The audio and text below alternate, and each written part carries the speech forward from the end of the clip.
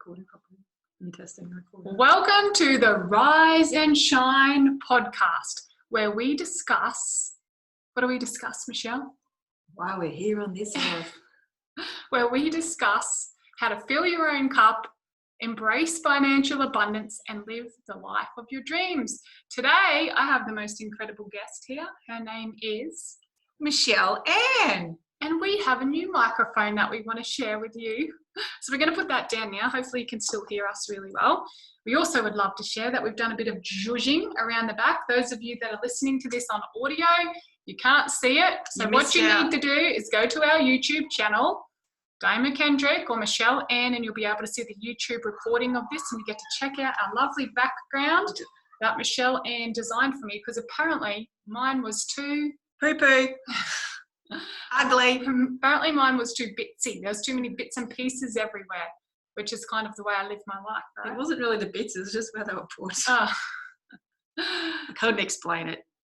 You'll know what I mean if you'll know what I mean. Go back and watch some of the old YouTube channels and you'll see the background and you'll have a good giggle and at how much better this looks. So today we bring to you the topic of soul desires and soul purpose. It's a module in my mastermind, which is one of my favorite modules. And even as I'm revisiting and teaching, educating, inspiring, empowering, going through processes with everyone, I'm getting deeper within to my soul purpose as well. I thought we were using the microphone. We are. How's it going to hear us? It'll pick us up from there. Okay. It's picking us up, baby. And it's cutting out the background noise of the kids that you probably, I don't know, let us know if you can hear or not. So soul purpose, what we're here on this earth for, and I feel like it's something that a lot of people struggle with. When we've done our half-day workshops, which we were running prior to lockdown, and now we do them online, the biggest feedback we get from people is that they feel lost, particularly women with kids around about our age. They feel like they've lost themselves, they're doing everything for everybody else, they're running on a hamster wheel, and the faster that bloody thing spins, the faster people run, lethargic, tired, there's never enough, there's not enough money, and just spread really thin, exhausted and tired of life.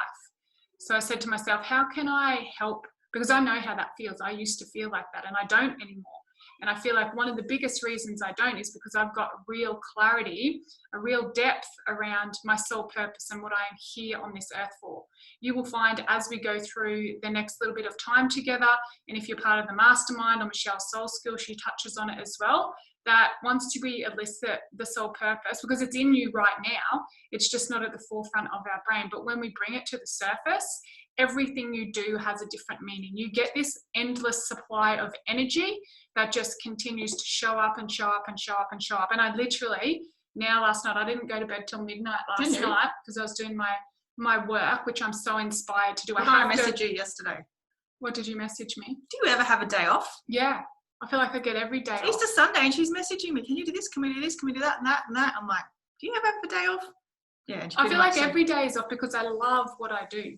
And that's, even on my days off, if I'm not on the computer, I'm still creating. My subconscious brain, because I direct it and I'm so passionate about this, is looking for experiences and opportunities and conversation and people and interactions that can continue to provide education, empowerment and inspiration to people. That's my soul purpose, and it's always been there, but I didn't know what it was. I couldn't verbalize it. I hadn't got all the chunks from throughout my life and brought it all together. But through the process I do in the mastermind with people, we look at all the past, what's happened to you in the past, and we have a spreadsheet where we put it all, we enter it all in, and then it spits out the answer for you basically at the end. So it's pretty cool, and it's been very powerful for me. And Michelle's had a bit of a different tell us first of all what you think soul purpose is. Like, if you had to explain it to our listeners here, what is soul purpose? I feel like it's something that you would do, like Di said, absolutely naturally all day without someone asking you to do it.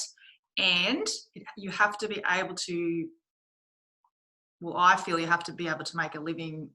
Do you agree with this?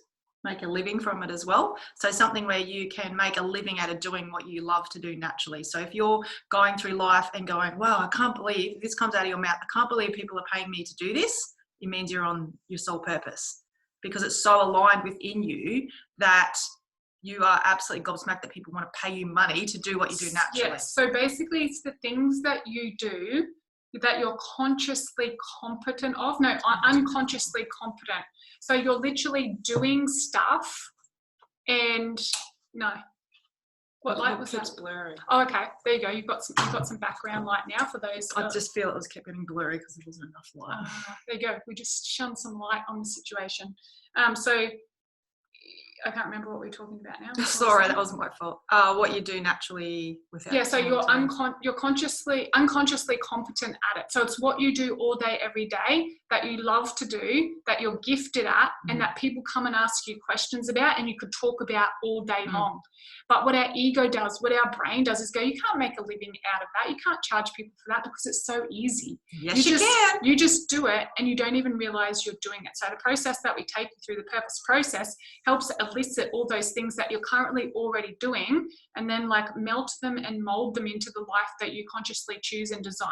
So we set your life and your lifestyle, your relationships and your business. If you're a business person, or not even a business person isn't the right thing. If you want to create income by doing what you love, then this is the path for you. So yeah, what is soul purpose? I heard you say, Michelle, it is what you just said. I want your words. Doing something that you love, and also making money out of that, and also giving back to the world. So serving the world in some way with your own gifts. Soul purpose. So tell us what yours is. So my soul purpose is to bring people together to step back into their spirituality, connect back with themselves, to raise their vibration, and hence raise the vibration of the planet, basically. To awaken the consciousness of the world. Yes, and mine is to remind you of your power, to educate, inspire and empower every single one of you to live your best life. So when I wake up in the morning and I know that I get to do that, then it's very easy to take the steps that most people aren't prepared to take. I feel magnetized towards this. So as I was going through recording the modules for the mastermind, I covered some misconceptions around what soul purpose actually is. And these are probably two of the biggest ones that come up for us. Firstly, people think that your soul purpose is something on the outside of you, something external to you. So that's the first thing. Your soul purpose is on the outside of you, because my belief is it's on the inside of you and it's always been there. You just have to help bring it to the surface. The other misconception for people is that it's external, it's in the future. So it's something you're moving towards. So one, people think it's on the outside of them. And then two, they think it's something they're moving towards. Whereas in my model of the world, and I'm not sure how you feel like, I feel like your soul purpose, my soul purpose, Michelle's soul purpose, her unique essence, my unique essence is within me right now. And it is the present moment that is my soul purpose. And when we can uncover that, it's like this magic veil lifts, and it's like you're living it right now, but we get to clearly define it because the brain and the ego likes direction. It likes to know. So then when we can kind of, bring the brain into it and bring the heart and the soul into it, the spirituality meets the tangible matter of our body, and we realize that our body is the vehicle to live our soul purpose and our soul desire, your life completely just unfolds. So tell us, Michelle, a little bit about your journey on how did you feel before you consciously knew your soul purpose, first of all? I mostly felt, well, the words you used before was lost, but I didn't actually know what I was searching for. I just felt something not quite right within me, like there was something missing. And it got filled a bit when I had kids. I used to wake up at 2 o'clock or 3 o'clock in the morning, and that's the time when so you get up to go to the bathroom in the middle of the night, and I just always feel this really bizarre emptiness, and I didn't know what it was, and it was because it was the only time in my day where it was dead silent in my head and dead silent in my life. So that when I woke up at 3 o'clock in the morning is when I felt it the most. Like that's when I was feeling so empty, so disconnected, and just something was missing, and I just didn't know what it was. When I had children, that did get filled. I realized that was one of the things that was missing in my life that I didn't consciously know, but subconsciously deep down I knew because I had that feeling in my body. So the kids came along, but then there was still something not quite right that was missing.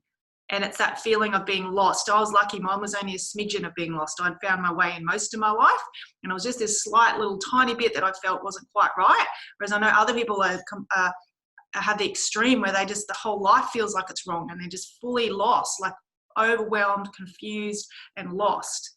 Now I'm lucky, I had just a smidgen and I worked my way out onto my own path, but not everyone has that luxury of only being a smidgen lost. A lot of people are really lost, and that's where I feel Diane and I's soul purpose come in, because we are there because we found ours. We are, and I wrote this down in my journal the other day, your guiding light. So we are the ones with the flame at the front or the back or wherever, holding that to light the way for you guys to find your soul purpose and know what you need to do in your life. So I think it's really important that you need to find a mentor and find someone that you can look up to that's doing what you want to be doing. So if you see Di or I living our life feeling that's what I want, it doesn't mean you necessarily have to be doing exactly what we're doing.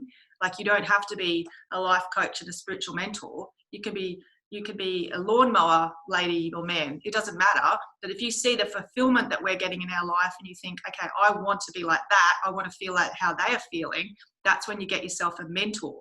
So you're able to look up to someone and aspire to be like a certain person. So it's like when you're feeling lost and you've suddenly got a map.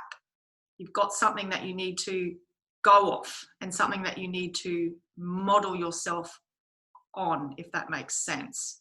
So it's really important that you don't just keep going through life, floundering your way through, waking up every day, knowing you feel terrible, but not knowing why. A lot of people don't even know why they feel terrible.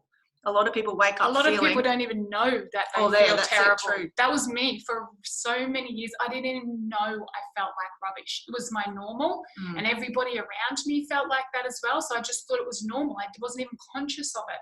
Keep going on blogging while you're talking. She's blogging, I'm talking. Yes, a lot of people don't know that they're even feeling crap, or they know they're feeling crap, but they don't know why.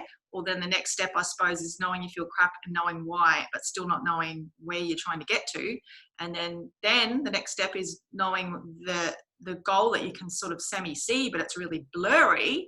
And then finally is to find a mentor or someone or something that lights the way to get to that point in your life as to where you need to be. So it's finding the path. And we're human. We need someone along beside ourselves. Like, not just ourselves, we need to share our wins, we need to share our frustrations, and we need to share our losses. So it's always lovely to have a partner in crime, whether it be a mentor, an accountability buddy, someone that's in the same spot in their life as you are, maybe, that's also trying to find their life path, that you can say, hey, let's do this together. Or obviously, if you have a really good partner you can talk to, but it is really important that it's not, that you don't try and do this by yourself, because it's doable, but it's not that fun. It's doable, but it's harder. Oh, sorry, I just kicked there. It's harder, and like Michelle said, it's not as fun. Nowhere near as fun. What was the point in time, Michelle, that you realised there was some more work that had to be done? You realised you weren't maybe completely on track or weren't completely aligned? I don't remember, to be honest. Do you remember a moment? No, I think it had been building up for a long time, and I think mine happened organically. I don't remember a time where I do remember knowing that it wasn't quite right, and probably the turning point for me was when I decided to get up earlier and start doing some like connection time. So get up half an hour early and decide, okay, well, it's not what my life's a bit shambles. It's okay, but I need a bit more direction, and then that sort of was the turning point for me. So yeah, I suppose I do remember. Yeah, so you might be finding too that you're looking out there at either Michelle or I, like Michelle said earlier, and you're admiring or feeling called and magnetized to what we're doing. Maybe not necessarily how we're doing it, but we feel different to people. When people are around us, they say they feel, or even online, they feel magnetized towards us. And mainly I attribute that to that because we know our soul purpose and we revisit it every single day. Would you agree? Yes. Yeah, so if you're looking at people and you're sort of looking at there and you're recognizing this magnetism about people, then you have got it within you as well. So if you see it in Michelle, it's in you. If you see it or feel it in me, it's in you as well. And we're here to light the way for you. Turn the lamp on. And then so you can then leave two lamps. Then you can, find your path as well, which is going to be different to mine, which is going to be different to Michelle's. but that's what we're experts in. We're expert at helping pull that out, putting it into a package and breaking it down, the questioning. We're going to go through some of that soon, just to give you a sort of a slither, a beginner's way to get started. If you've done a bit of this work before, do it again, answer the questions. As I was doing the content for the mastermind, I realized there's 3 types of people. The person that, when we give these questions out, seems so simple and so easy, and I've done it a million times before, and you might be thinking, why are these questions? I've done all these personal development seminars and they keep coming back to the same bloody questions. Why do they keep asking me this? It's because, so to you guys, I say, answer the questions every time, because every time you answer them, you're going to get a different answer. You're in a different state, and just go deeper and deeper and deeper. The second type of person is like, I've done all this before, the overachiever. I'm talking to you guys, the perfectionist. So you're going to answer these questions and you're going to do it straight away. I know, because there's parts of me that is all this. You're going to answer these questions straight away. You're going to do all the posts on Facebook because Diane told me to and Michelle told me to. So I'm going to live up to that expectation within myself of the overachiever. To you guys, I say, awesome, but slow down and don't miss the wisdom because you're in a rush to get it up there, to be the first to do it because your mentors told you to do it. And then there's the third person who is listening to us right now going, what the F word are these two talking about? And you're trying to answer these questions and like, this is so hard. I've never even thought. I've been all of those people. So, you know, now because I've done so much work, sometimes I listen to the questions. I'm like, I've done this that many times. And then I was the person that was like, I've done it that many times, just rush through it and get to the next thing. And then right at the start, I was listening. Do you remember trying to answer these questions? The hierarchy of questions. Yeah. And sit down and go, oh my gosh, what is she even talking about? What does she mean? What do I spend my time doing? What does she mean? We're going to go through the questions. You're going to give us your top 3 or 4 of discovering your values. Oh, yes. Yeah. So what I feel like is to help uncover your soul purpose, one of the first steps we need to take is get really clear about our values. Now, we could talk to you about values all day long. It's something we're both really passionate about. And there's so much information on this topic. Michelle's going to take us through a couple of questions that can help determine your values. So then we can give you the next little 2 or 3 steps to take from listening to this podcast. And then if you feel like you want more guidance, more support, you can look at Michelle's Soul Skill, which she'll tell you about later, or you can look at joining up to my subscription model, the monthly mastermind, where you're getting like content, the beginner, the intermediate, and the advanced every single month for as long as it takes for you to just like step into your greatness. So tell us a little bit about values and your interpretation of values, and then maybe the questions that helped you the most, or when you're working with your clients, what are the top questions you ask to help them uncover yours? So 1, what is it? And then 2, so values to me are things in your life that sway your decisions, that you make your choices on. So when you come to a point in a road and you have 2 ways to go and you question yourself, it'll be your values that makes you decide A or B. For example, I'm going out. Do I stop at Macca's and get a cheeseburger because I'm starving hungry? Or do I, this is a dumb question, dumb thing to say. Or do I go keep traveling on? And your values would be, do I value my health? Or do I value my time? I suppose it would be, it's not so silly after all. Do I value my health the most, or do I value my time? If I valued my health the most, then I would keep driving past Macca's and go home and make myself a chicken and vegetable salad or something. And if I valued my time more than my health, then I'd stop at Macca's at the drive-through.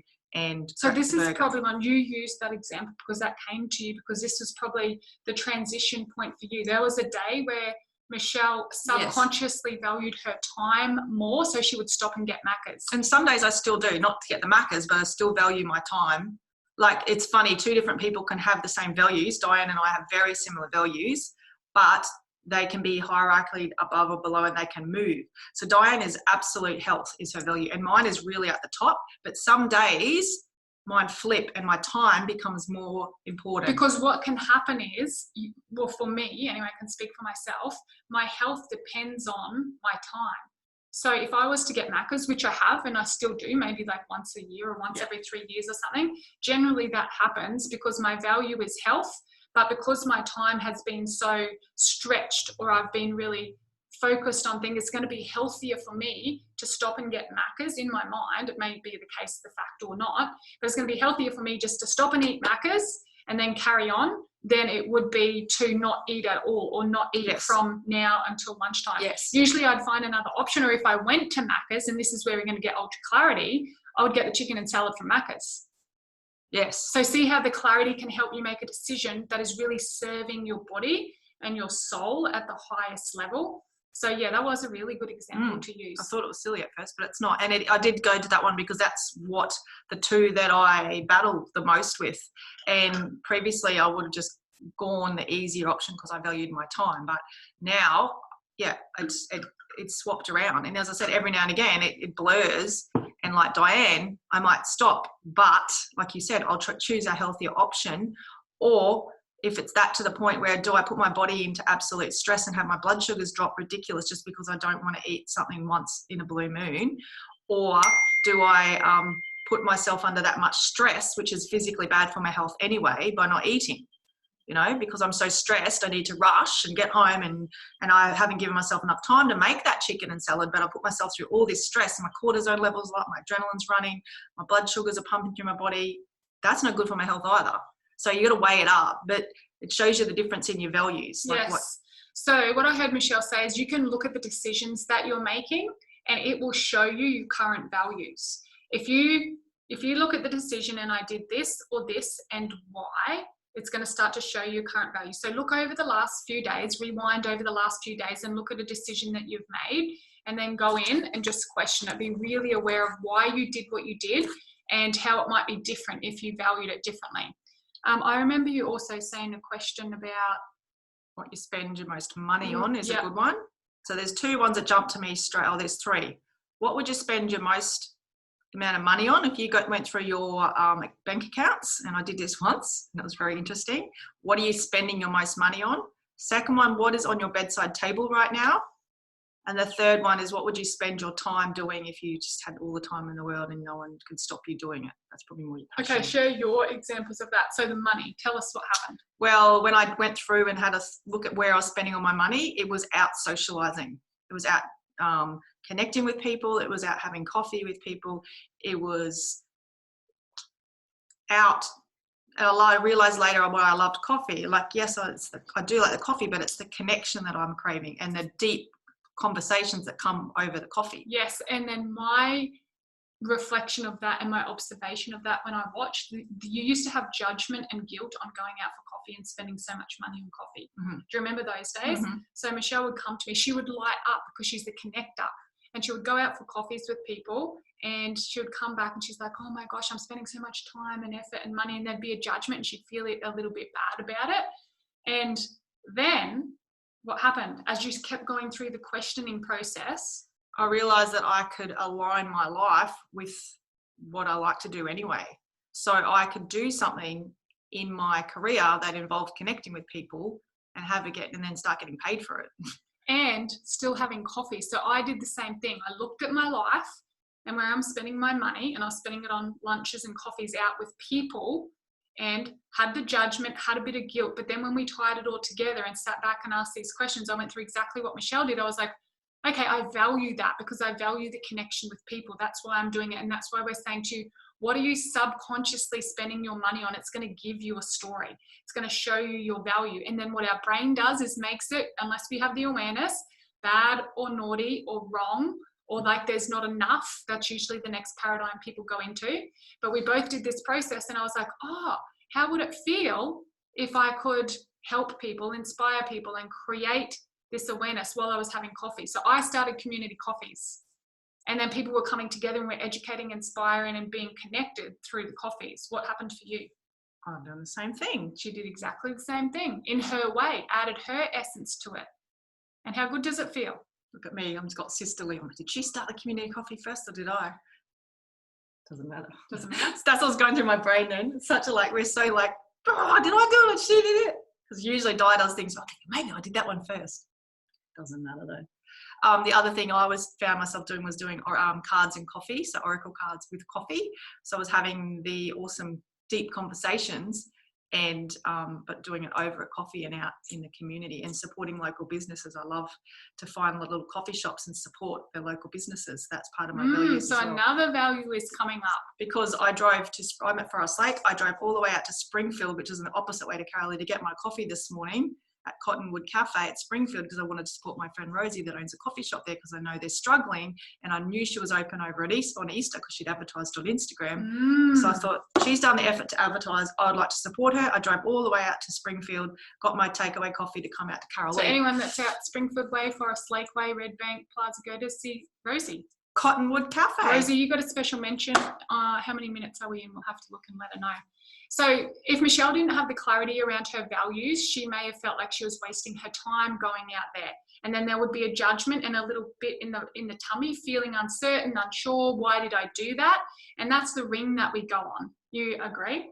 It's the ring that we go round and round and round and round. But because we've got the clarity here, she knows now. She doesn't feel lost anymore. She feels very direct. She feels very fulfilled and like she's supporting her friend, as well as getting coffee, which she enjoys, and getting connection. And I was going, and time is a big one for me. I like to be on time. And this morning I had a bit of an aha moment because I was off to get the coffee, and I really wanted to do this, but I knew I was going to be running a bit late for Diane. So usually I would have either not gone pretty much at all and served Diane, thinking that but instead I rang Diane and said, hey, I'm going to be 15 minutes late. Is this a problem? Is this a scheduled thing? If it is, then I'll come, get my bum into gear a bit. But if it's not a scheduled thing, then I'm going to get my coffee and I'll be there when I get there. Yeah, which was perfect, because I wrote back, don't rush. This isn't on a timeline thing. And because we have done this work around it, that interaction is very different to how it used to be. Because I would have behaved a certain way, you would have behaved a certain way, and it's a bit out of alignment. It's on the outside of ourselves. Like, yeah, it just felt so much good. And because I have set my life up, because money and time, some of my values, I don't want to be as booked into things, because I want to have this freedom that if someone's running a little bit late, or want to grab a coffee, or I want to spend longer doing my workout or playing with my kids, I want to have the freedom to do that. Because I've done this process, that worked beautifully this morning, and we've got this awareness. Because probably 6 months ago, I was like, I would have acted very differently, and you would have missed out on what you wanted, and I would have missed out on what I wanted. So no one's getting what they want and what they desire and what they need, and everyone's just left a little bit.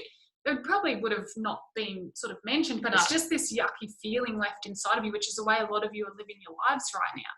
So yeah, really have a look at where you're spending your money, get really clear about that. Don't go through the judgment phase, just recognize and observe what you think and feel about that without the awareness. Just sit back and be the observer, because it will show you, and we're going to draw it all together in the end. What's the next question you could ask yourself to uncover your... So what's on your bedside table is a very good question, because it shows you, and what's around your house. Like maybe not your bedside table if you're not a big bedside table person, but have a look around your house and see all the things, your items and your objects that you fill your house with. Gives you a really clear idea with what's important to you. So for example, on my bedside table, I have self-development books. I have a lot of spiritual books. What happens after you die? The psychic, the reluctant psychic. There's another psychic book. There was, anyway, you can see the gist here. Essential oils, a diffuser, and some crystals. Honestly, guys, and my family photo. The clues are all around you. Too many of us are putting ourselves on the outside, running around trying to find our purpose, running around trying to find our way. And it's beside you on your bedside table. What you do subconsciously, what you put on that bedside table, what you spend your money on is going to show you your path. So Michelle's in the police force in a very masculine industry, and I was in the corporate world, another very brutal masculine industry. And on my bedside table, same thing, self-development books, essential oils. And when I first read that question, I was like, this is freaking ridiculous. What do they mean? What's on my bedside table? Like, how's that going to tell me anything? But now that I know, I was like, oh, that's the things I was subconsciously drawn to. Pack of ciggies and a Bundaberg rum. The pack of ciggies and a Bundaberg rum. No. Let us know if that's the case. Maybe that's it could be. That must mean you're really lost, I think, if you've got Bundy rum on your bedside table. Not necessarily. I used to. On your bedside table? Yeah. There you go. Because I'd fall asleep and leave it there. There you go. And that's when you were really lost. Yeah. Because what happens when you get really lost, it brings me to a very good point, is that you try to fill what you lost with something else. Fill the void. You're filling the void, and it's often obviously alcohol, food is a big one, and toxic relationships or things that seem to fill the void for The a small time. drama. The good Aussie drama. So they'll fill it. And it's so funny because yesterday afternoon I had the whole afternoon to myself and I was reading a book. It wasn't a psychic book for a change, but I always have true stories. I can't read this fiction shit, these novels. I've got to read true stuff because I'm deep. I like deep stuff. I need people that have, anyway, that's a whole other story. Again, it's a value. But usually in the afternoon, it's 1 o'clock. And I was like, and it's Easter. I was like, I'm going to have wine. I'm like, thought to myself, do I actually want a wine or am I drinking it because it's 3 o'clock in the afternoon? And I thought, I'm drinking this because it's 3. Am I not happy enough here in my hammock reading my book with no kids? And I didn't need the wine. And I was like, the biggest light bulb moment ever. The key is you never need the wine. It is nice every now and again. Every now and again, your soul doesn't need the wine. Your soul does not need the Tim Tam. Your soul does not need the sleep that you think you need because you're tired. Your soul doesn't need the coffee. Cold coffee. Your soul doesn't need, like when I think of that, like exactly what Michelle just said, it's like when I think of it as, does my soul need the wine? No, it doesn't. It needs the connection and the depth and the things hammock. The hammock and the things, the nature. And the no children. Yeah. You don't need no wine when you got no kids. Yeah, so it's pretty powerful, hey? And so you were sitting in the hammock, you decided not to have the wine. Take us again through the third question that you ask yourself. So you've touched on money, you've touched on bedside table. Objects, and the other one is time. What you actually spend your time doing. Yes. So share your experience with that. So it's pretty much like the coffee shops. I was spending my time either connecting with people or connecting with at a deeper level with what's going on in the planet and the earth. And even as a child, now the other question is, what were you interested in as a child? Only dawned on me the other day, I used to love space. I thought it was normal that people are obsessed with planets. Were you? No. Yeah, I was interested. I couldn't get enough of it. Back in the old day with the encyclopedias, remember before the internet? Remember when you used to read those? Britannica. Mum and Dad had the whole Britannica encyclopedias, and I would I'd get the encyclopedias out and this is when I was like 10 or something, looking at all the planets and how Jupiter was formed and that. So, and I'm really interested now in the universe and there's more in the universe than this Earth and what's going on. And is there other planets? Is there other galaxies? Is there this? What's it made of? How come we're alive? How come they're not? Is there other? Yeah. So it's what you really were interested in as a kid and what you continually find yourself doing. What did you want to be? What do you watch on Netflix? I want to be a librarian. Well, it has sort of worked out in the end. It's funny, you think it's not, you say, what did you want to be when you grow up? And you think, oh, that's nothing what I do. Because I wanted to be a librarian or a secretary. Remember Mrs. Armstrong? Yep. Go like, so a secretary, because I liked filing. Answer the phone. Typing. Look how her face lights up. And the other day I realised, holy crap, that's sort of what I'm doing in my police role. I'm actually in an admin role. So yes. And I'm filing, but I'm doing electronically and I'm organised electronically. Yes. I may not be in my filing cabinet. So this is the key. She, as a child, she wanted to be a librarian because her values and her sole purpose was organisation, order and structure. So as a little kid, she saw that without realising in the librarian. So when we go back to what you think that you want. Imagine being a librarian. Yeah. Oh, and we kind of are. Yeah, and the other thing I used to love at the bloody library with Mrs. Armstrong was the ghost books. I'd pull all the books out about hauntings. Yeah. And I was I probably scared myself shitless, but I was probably at 8 and I'd go to I vividly remember the corner of the library. It was a corner and I knew where it was and I'd go down there and I'd sneak out all the haunting books and read about all the ghost stories. Spiritual stuff. Yeah. So she wanted to be a spiritual librarian. Oh, yes. Oh my gosh, guys, can you see? And Michelle's life now is spiritual, ordered, structured. She loves being on the computer. We talked before about her helping me set this up and process it because it lights her up. So we want to go back to what you wanted to be as a child. And then we dissect it and we pull it apart and was like, what specifically about that librarian role lit you up? So you just saw Michelle change it. She was like, oh, like this. And I am on the phones and I am typing. And I was always told, my dad always said, bossing people around, being the boss. I wanted to be a police officer. I don't know why. I need to dissect that a little more because she ended up being a police officer. Because you're an opportunity. I wanted to be, I wrote my friend 𝕊𝕼𝕼 a postcard one day and said, when I grow up, I want to be a opal farmer or something, a pearl farmer. Crystals, a pearl farmer, or geologist, which was rocks. Mm-hmm. And the other thing was something else, random and weird. Yeah, so now I'm surrounded by that.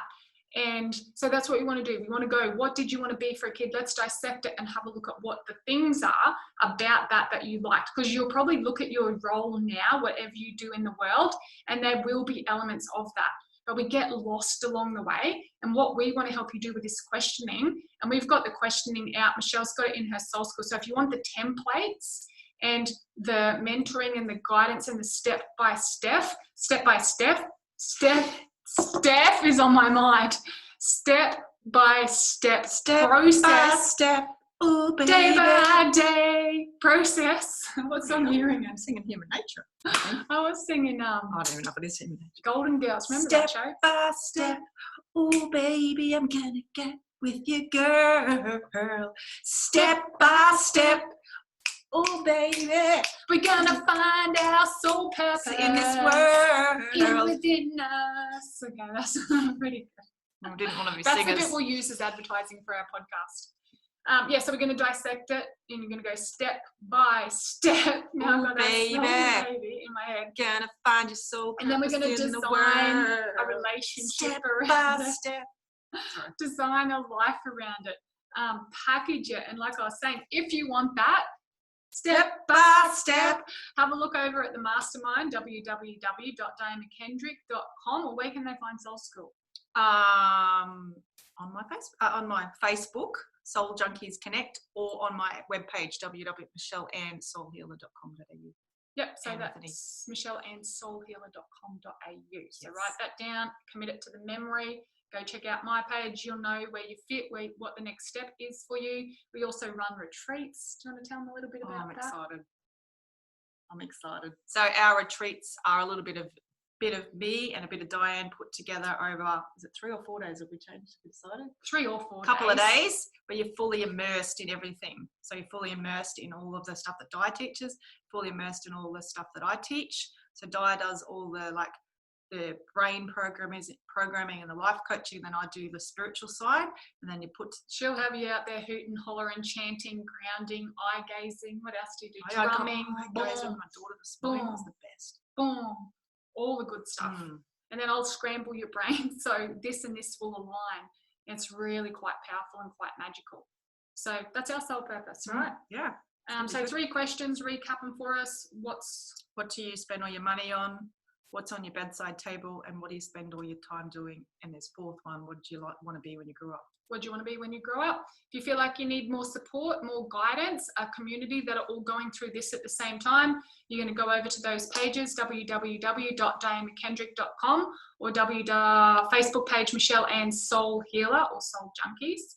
And yeah, have a look and have a feel into it. But to get started, you can answer those questions for yourself right now. Don't do the judgment on it. Just do the answer, and then we're going to take you step by step on the journey with us. Okay, step by step. Woo, baby. What's your closing words, Michelle Ann?